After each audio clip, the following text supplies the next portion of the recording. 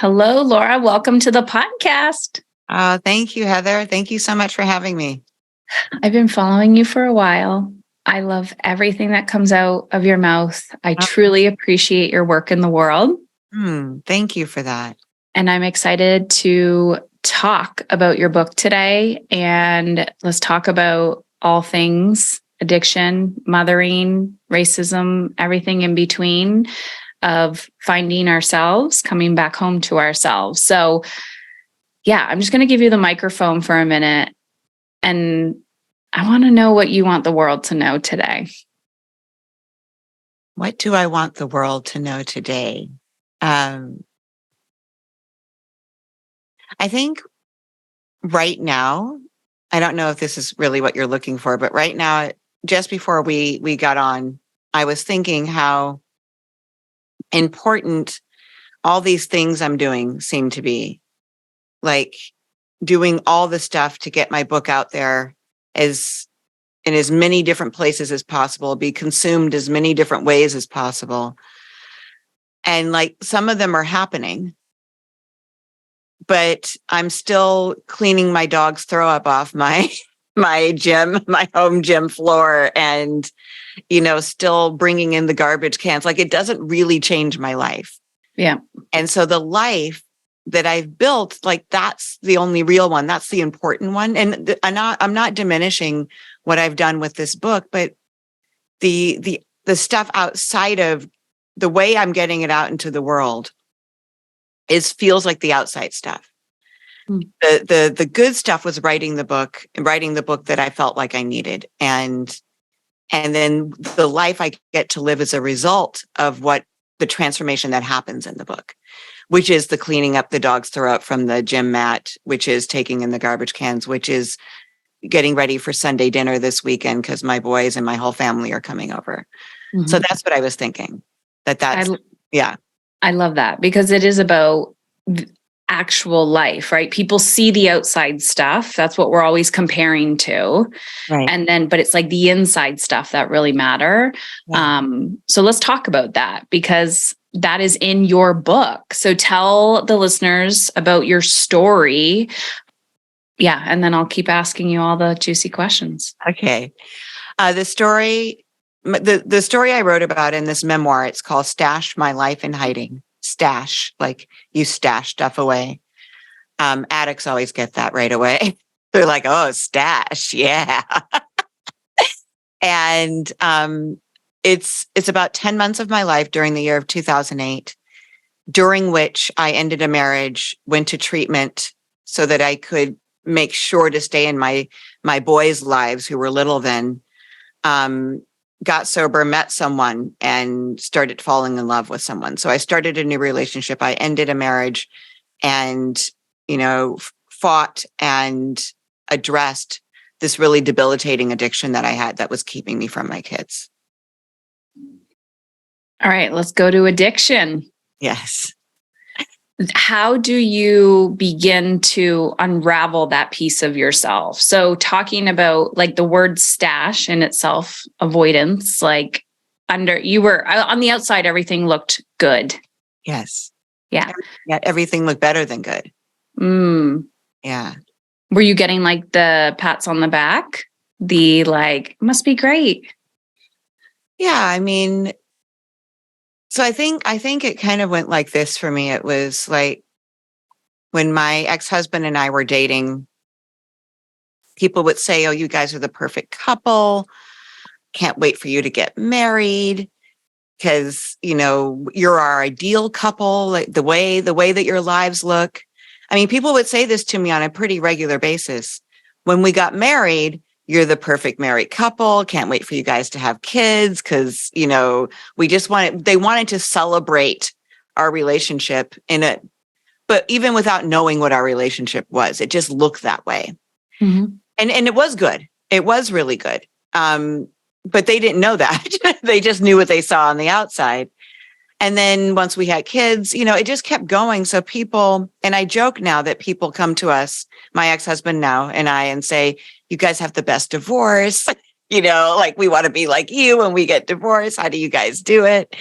And so yes, I was getting pats on the back. I was being placed in these leadership positions in my children's school, which was, it is a very prestigious elite school. So it was an honorary, it was an honor to be placed in those positions there. Mm-hmm. And it was an acknowledgement of how I moved through the world, of who I was to people, being placed in those positions. So those are all accolades, all pats on the back. Mm-hmm. And it's a lot to live up to. Yeah. Or I shouldn't say that. It was a lot to live up to for me. So when did the addiction start? So it's hard to say. I've been telling people it's like that Hemingway quote, gradually and then suddenly. Mm-hmm.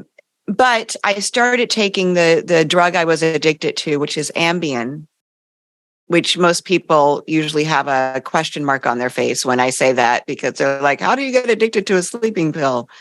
But I started taking it when my kids were little, and I think I was dealing with postpartum anxiety, although I was not diagnosed. But looking back on it, it just really seems that way to me. The inability to kind of leave my kids for any period of time, the hypervigilance, the not wanting to do anything but be with them.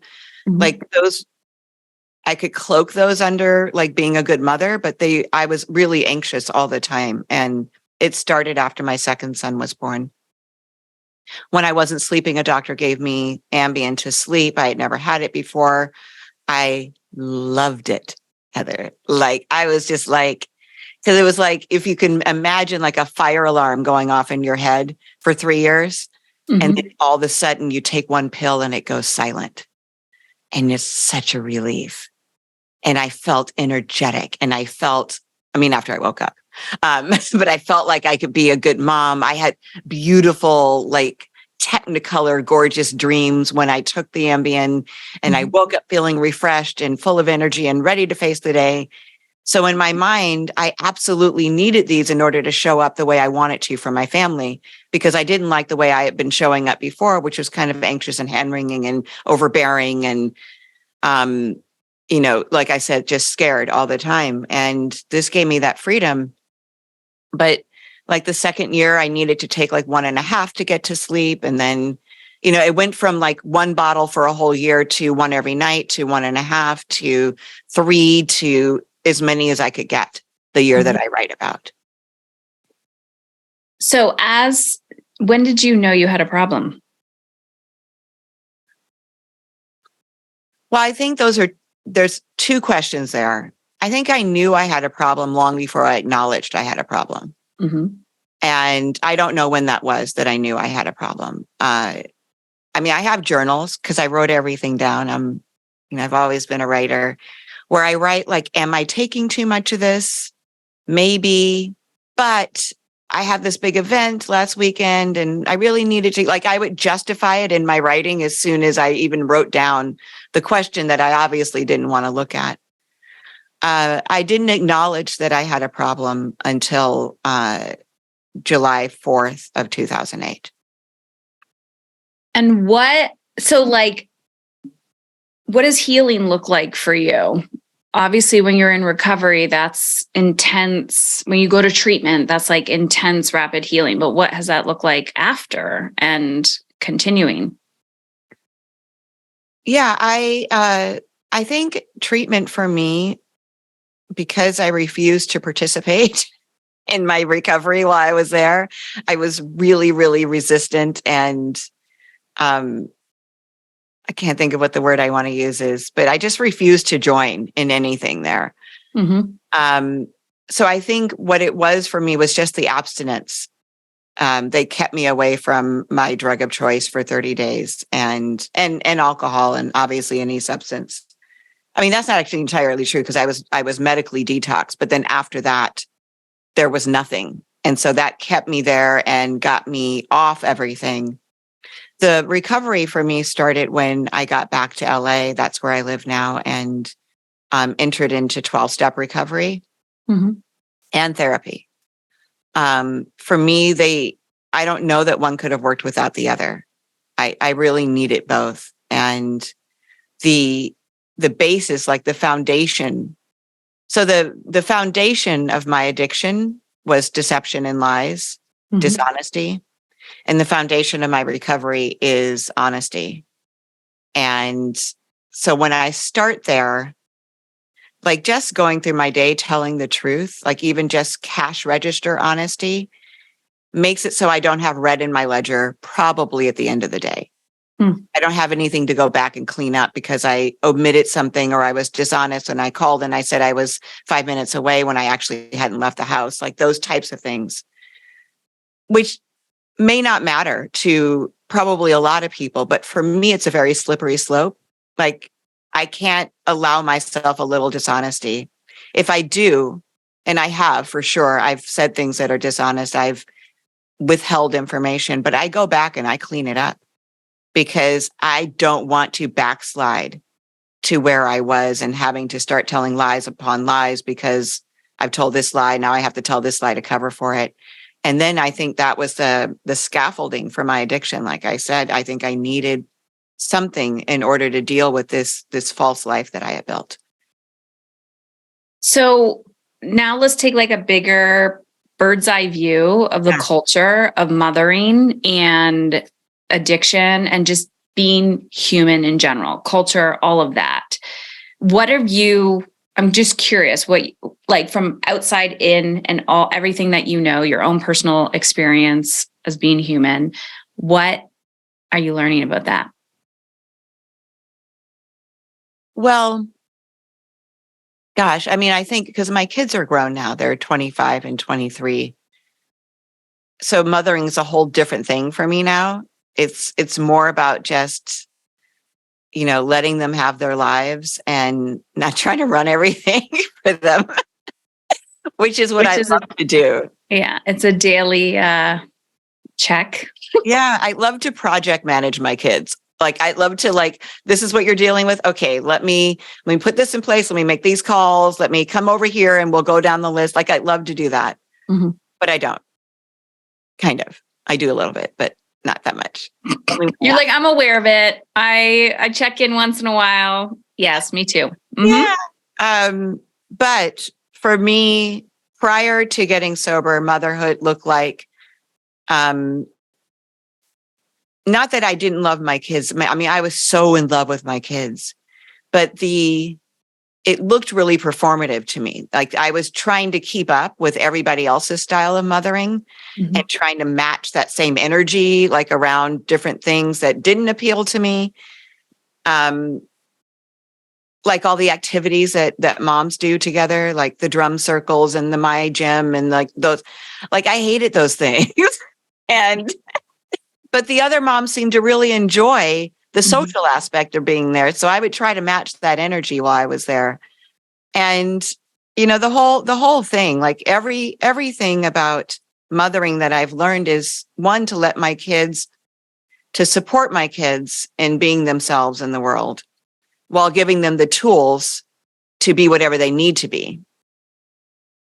But I also didn't know that I needed to support myself in being the kind of mother that I was while giving myself the tools to become whatever mother I needed to be at the time. So I couldn't completely shut myself off from I want to say outside help, like interventions, like my older son's severely dyslexic, right?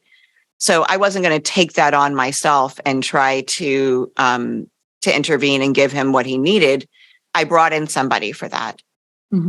But there are other things, as they grew up that I didn't want to participate in, but I did anyway because I felt obligated. And, I felt obligated to be. There used to be in the 70s, this ad for Anjali perfume. And it would show this woman, this white woman, blonde hair. She would come in her business suit and she would say, I can bring home the bacon, fry it up in a pan, and never, never, never let him forget he's a man. And it was very popular. My God. And so I kind of felt like I needed to be that all things to everybody, still stay up on my pedestal. And what I learned in sobriety is that the best thing I could do for my kids was, one, to take care of myself, to be myself.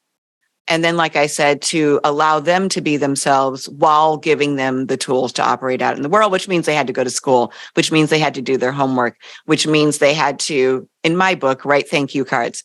Not that they need to continue it, and they didn't. There's a little resentment in your voice, and I didn't continue. But I gave them those tools so they know how to do it, Right. And it's their option if they want. I love that. Okay. I want to know your relationship with joy, feelings. Like we all know, well, not all of us know what pain feels like the depth of pain, but I like to talk about the duality of healing while we're trying to reach for joy, ease, fulfillment, abundance, all those things. So explain that in your definition through the journey. Boy, joy is also a word I've been thinking about a lot this my fiscal year, my birthday year. I thought about it when I turned 58 in August, and I listened to this meditation about playing. Like, do you have enough play in your life? And then they were giving examples. I'm like, I don't do any of that stuff. Mm-hmm. Like my boyfriend, Scott, like he likes to pillow fight and stuff. I hate that. Like, don't hit me with a pillow. Don't tickle me. Like, I don't. This is anger. This is not play. Not fun. The things truly that bring me joy, I would say one of the biggest things is our Sunday family dinners.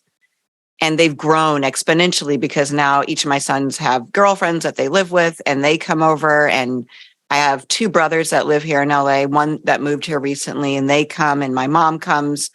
And my bonus daughters come whenever they're in town, which one of them is this month. And it is to sit amongst that cacophony of voices, talking over each other, catching each up on each other's weeks is that is pure blissful joy for me. And the gratitude that comes with that is that I know, and I don't suppose, I know it wouldn't have been possible had I not gotten sober. Because I would have either ended up in jail or dead. I was taking lethal amounts of drugs and washing them down with alcohol on a nightly basis, and it was getting worse and worse and worse. I was not able to make it better by myself. I tried. So the fact that I am able to do that brings me even more joy. That is that I get filled up with gratitude about it. My bed on clean sheet day brings me absolute joy. Like I hop in it like I'm 3 years old, and I snuggle under the sheets, and they're crisp and they're clean and they smell good. And I love the smooth pillowcases. Like I love it. I get in bed around 8:30 every night. I don't go to sleep till 11:30, but I get in bed and I so enjoy it. And I read and I watch TV, and Scott and I talk. Sometimes we fool around, but it's like that is the end of our day. And it's so much fun for me. It totally brings me joy, as does writing. Sitting down at my computer, like when I know I'm done with podcast work today, I don't have any more interviews, I can just write for 6 straight hours. Joy. I'm so into it. Like I get my little cup of decaf coffee. I put on, I Love Lucy or Mary Tyler Moore in the background because that's like soothing for me to write by. And I just go, and it fills me up too. It's so good. I love this. Okay. So what I heard nothing about making more money or losing weight or all the things that people perceive to be happiness. Yes. So how do you know, or how did you know when you were experiencing joy? Like when you're like, what is this entering my heart? What is this that's like, was that a new feeling for you, like post-recovery? It was a feeling that I returned to. I absolutely had joy when I was a little girl, about similar things, but different. It would be seeing my best friend, or getting a sleepover with her after school, and playing soccer. I loved to play soccer when I was a kid. I grew up on the East Coast. Everybody played soccer.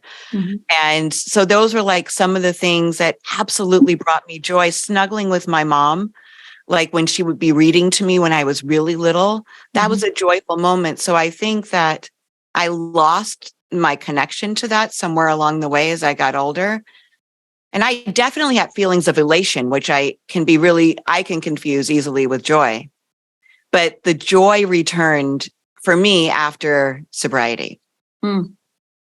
What's the relationship you feel now, like in your life today, with not sustaining joy, but feeling it more often and pain?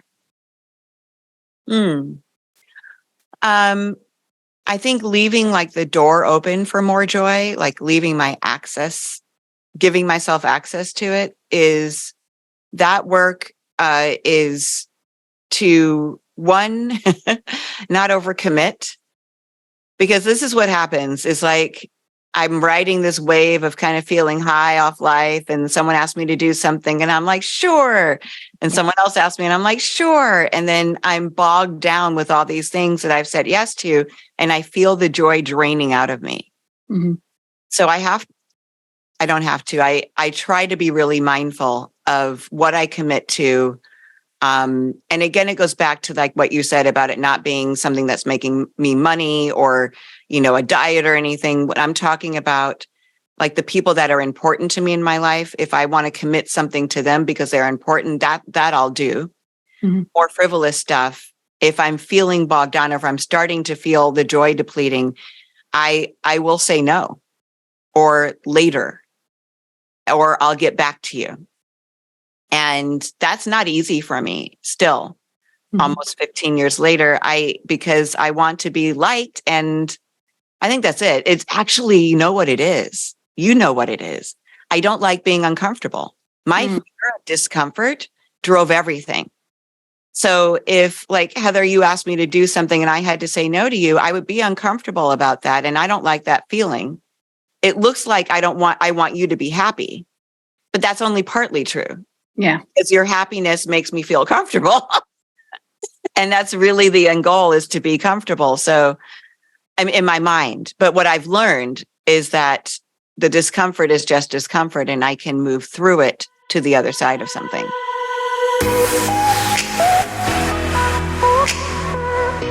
Let's dive into the power of habit stacking. A simple change I made was adding AG1 to my morning routine by mixing it with a liter of water right after I wake up. If you've been with us for a while, you know I've been enjoying AG1 for a few years now. It's seamlessly integrated into my daily routine and enhancing my energy levels. AG1 is a foundational nutritional supplement supporting universal needs like gut optimization, stress management, and immune support. Since 2010, AG1 has led the way in foundational nutrition, refining its formula to elevate your baseline health. AG1 is my trusted daily support, and that's why I've been using them as a podcast sponsor for so long. Taking charge of your health with AG1. Try it now and receive a free 1-year supply of vitamin D3K2 and 5 free travel packs with your first purchase at drinkag1, like the number 1.com/EU.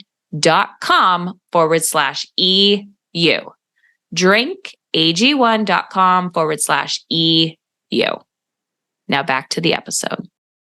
Yeah, that's where I always say this is where the magic happens, because that's where the healing is, right? You're like, ooh, wow, that made me uncomfortable. And you're like, well, frick, if I would have just said yes, could have moved on. But now I had to say no because I don't have capacity. And I'm sitting here with this discomfort. It's annoying, right? And it's like lingering. Absolutely. It's annoying when you choose the path.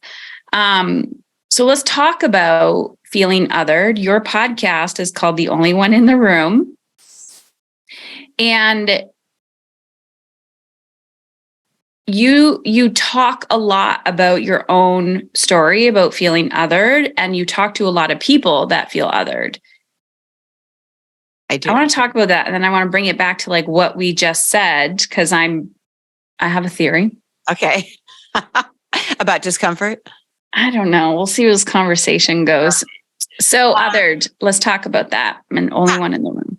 Thank you. The only one in the room was born out of a viral article that I wrote for HuffPo about being the only Black person at a 600-person writers retreat with Elizabeth Gilbert and Cheryl Strayed, two people that I love and admire and don't know, but I just love and admire their work. And while that experience in one way was exhilarating because I was, there with these women whose books I keep on my desk for inspiration, I also had this really solo experience. And the exclusion that I experienced was unique to me because I've been in a lot of white spaces before and been the only one, but never that big, never for that long, for 3 days to never see another face like mine was isolating. And so when I wrote that article, we got a lot of response right away. I say we, I'm including Scott in this, who didn't write the article, but he and I started the podcast together.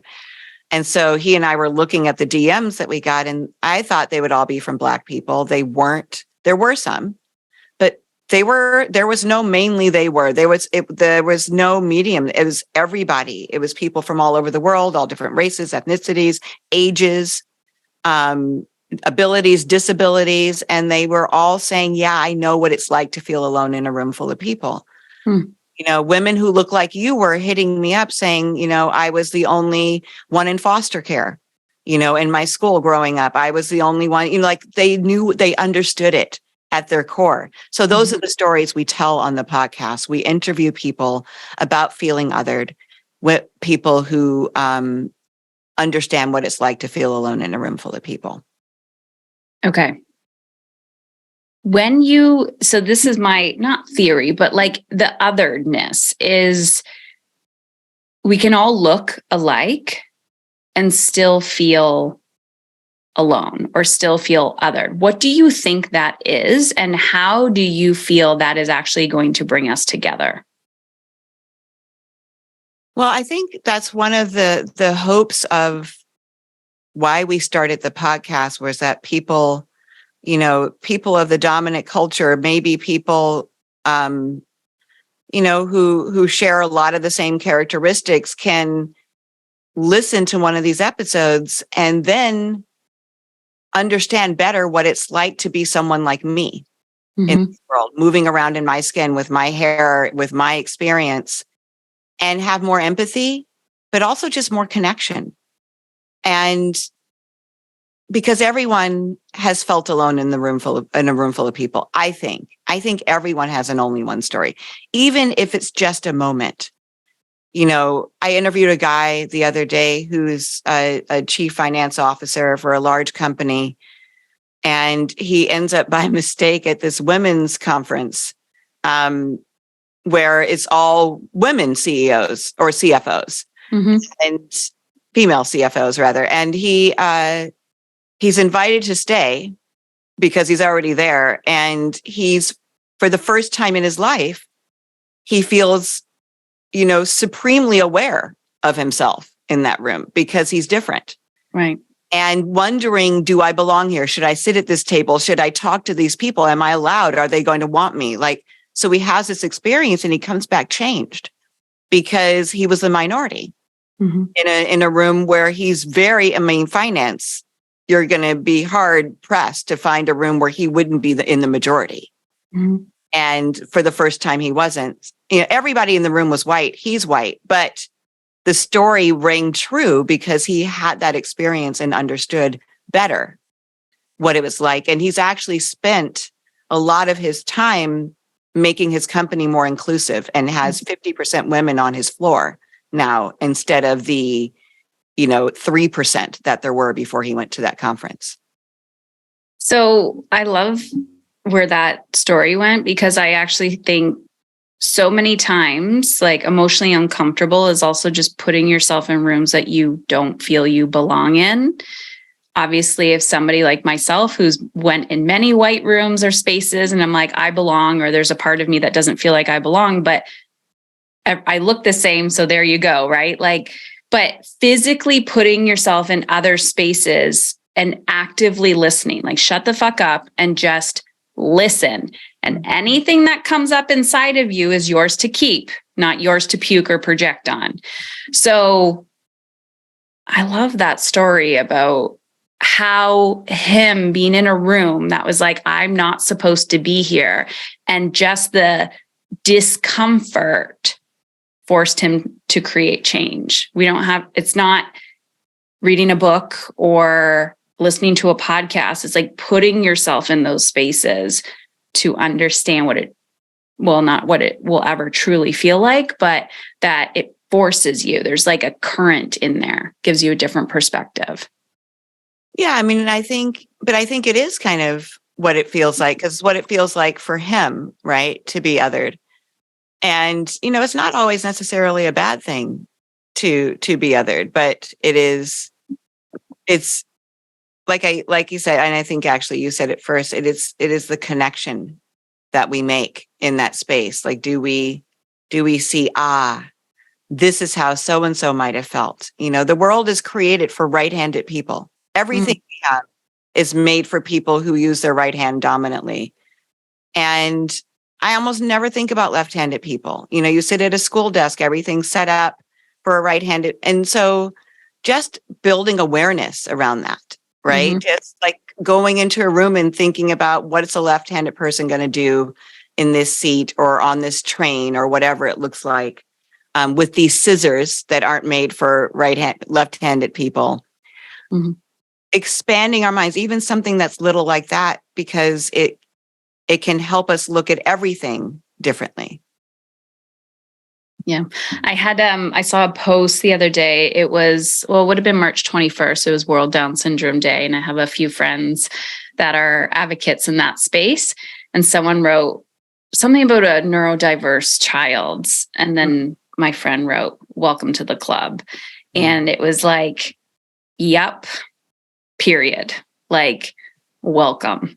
This is, yeah. And you don't know until you're listening to other people's stories. And that's the beauty of what I think you've created. So I just wanted to say thank you, because it just opens your mind a little bit of, you don't think of that at all, of what that feels like for somebody else who, yeah. And I think for me as a parent, this is my current challenge, is trying to put myself back in my 18-year-old son's brain.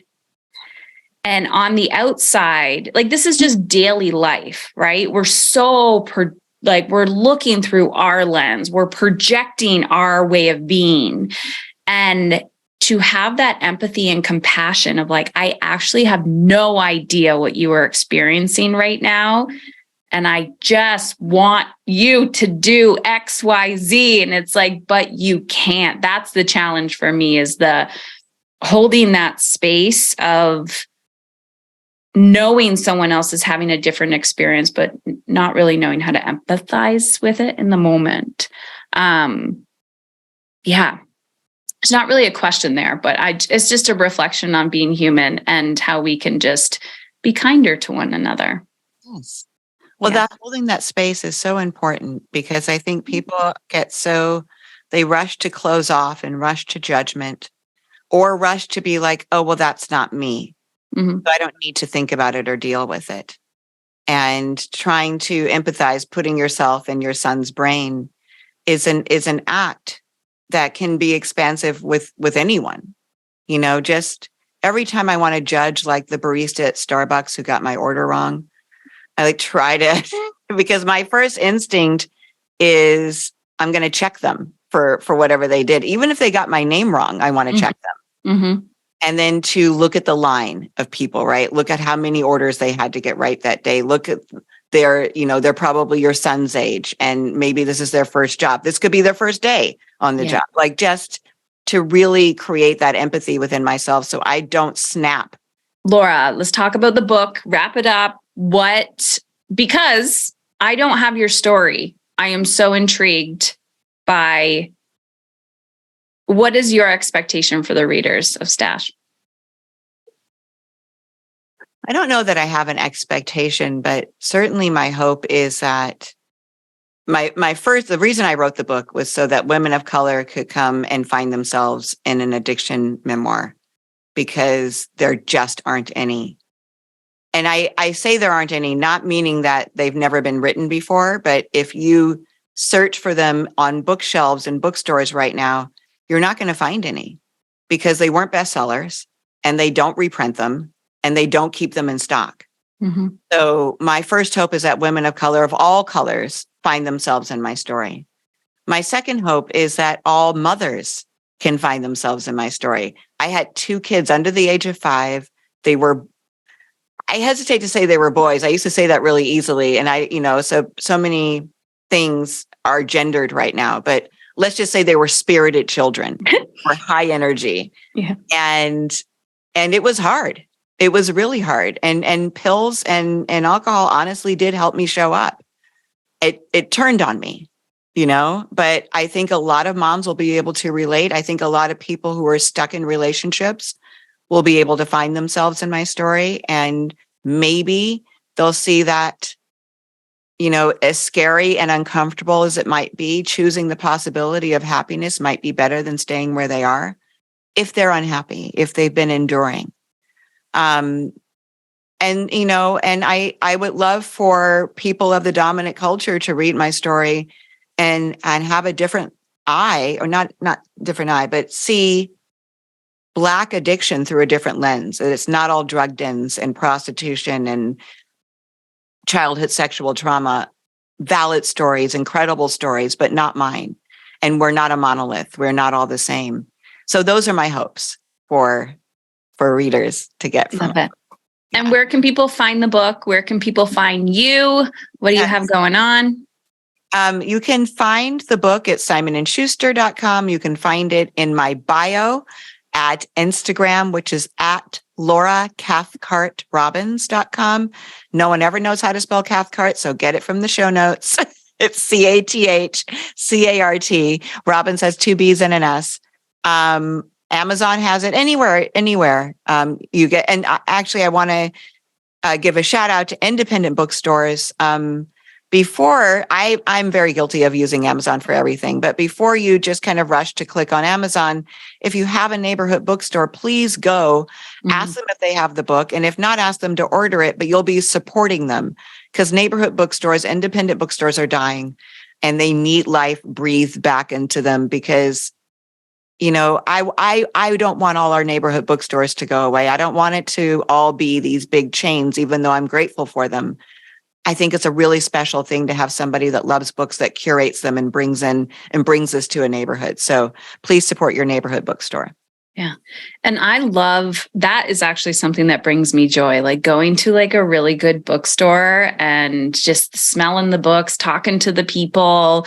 And it's a little tiny way that people can advocate as well, because most of the times when you are like asking for a book, they've never heard of it. And then all of a sudden they start to stock it. And then you're just a slow ripple effect. Absolutely. They might order 2 if you order 1, to have it on their shelf to see what it does. And then it can start that ripple effect. So thank you for that. Yeah. And the podcast, The Only One in the Room. Yes. Awesome. The Only One in the Room. You can find it at theonlyonepod.com. That's our website. You actually find everything about me on our website. It houses the book. It houses interviews, appearances, pictures, and all of our podcast episodes are there. And Eric Brotman is the one that I talked about, the man who found himself in a room full of women. If you're interested in that one, I love that conversation. That was, I think, in November of 2022. So you just have to scroll back a little bit. But The Only One in the Room, theonlyonepod.com. Awesome. Thank you, Laura. Thank you, Heather.